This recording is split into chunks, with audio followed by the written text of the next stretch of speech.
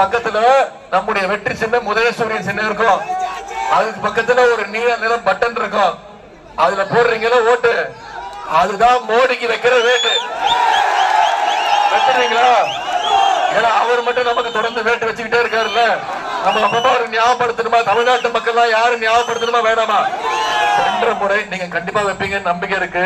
சென்ற முறை கிட்டத்தட்ட 3.5 லட்சம் வாக்கு வித்தியாசத்துல அத்தை கனிமொழி கருணாநிதி அவர்களை ஜெயிக்க வச்சீங்க. இந்த முறை குறைஞ்சது வித்தியாசம் இருக்கு. போன நாடாளுமன்ற தேர்தலில் நம்முடைய எதிரணியினரா ஒன்னா வந்தாங்க. இந்த முறை 2 அணியா பிரிஞ்சு வந்திருக்கிறாங்க. உங்களுக்கு தெரியும்.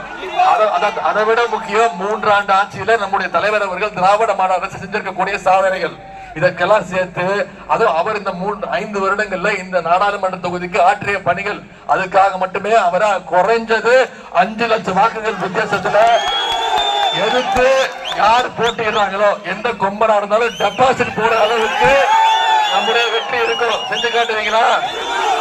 நம்பலாமா? தமிழ்நாட்டுடைய முன்னாள் முதலமைச்சர் இப்போ எதிர்க்கட்சி தலைவர் எப்படி போறாரு பாத்தீங்களா? இவரு மக்கள் நீங்க தேர்ந்தெடுத்தீங்களா முதலமைச்சர் ஆகணும்னு? இப்படிதான் இவர் தவழ்ந்து போய் டேபிள் சாருக்குள்ள பூந்து போய் அந்த அம்மா யாரும் தெரியுதாமா? முட்டை போட்டிருக்காருல்ல, யாரும் தெரியுதா? இப்படிதான் அவர் முதலமைச்சரானாரு. முதலமைச்சராகி அந்த அம்மா சசிகலா காலை பிடிச்ச முதலமைச்சராகி அந்த அம்மா காலே வாரி விட்டவர் தான் திரு பாதம் தாங்கி பழனிசாமி அவர்கள். அந்த அம்மாக்கு மட்டும் துரோகம் இல்ல, இவர் முதலமைச்சராக அந்த அம்மா ஜெயிலுக்கு போயிடணும் என்ன தெரியுமா சொன்னாரு? நீயா என்ன முதலமைச்சராக்குன? நீ யார் இந்த சசிகலான்னு கேள்வி கேட்டவர் தான் திரு பாதம் தாங்கி பழனிசாமி. திரு சசிகலா அம்மாவுக்கு மட்டும் துரோகம் செய்யல, ஒட்டுமொத்த தமிழ்நாட்டு மக்களுக்கு ஒட்டுமொத்த இந்திய மக்களுக்கு துரோகம் செஞ்சவர் தான் திரு பாதம் தாங்கி பழனிசாமி. அவருக்கு துணை நின்று நம்முடைய மாநில உரிமைகள், இந்த பிரச்சாரத்தோட பேரு மாநில உரிமைகள் மீட்கின்ற பிரச்சாரம் தேர்தல். கரெக்டா? கேஸ் சிலிண்டர் தாய்மார்கள் நீங்க சொல்லுங்கம்மா, கேஸ் சிலிண்டர் வேற 10 வருஷத்துக்கு முன்னாடி என்ன 10 வருஷத்துக்கு முன்னாடி எவ்வளவு 450 ரூபாய் இருந்துச்சுமா. இப்ப கேஸ் சிலிண்டர் விலை எவ்வளவு?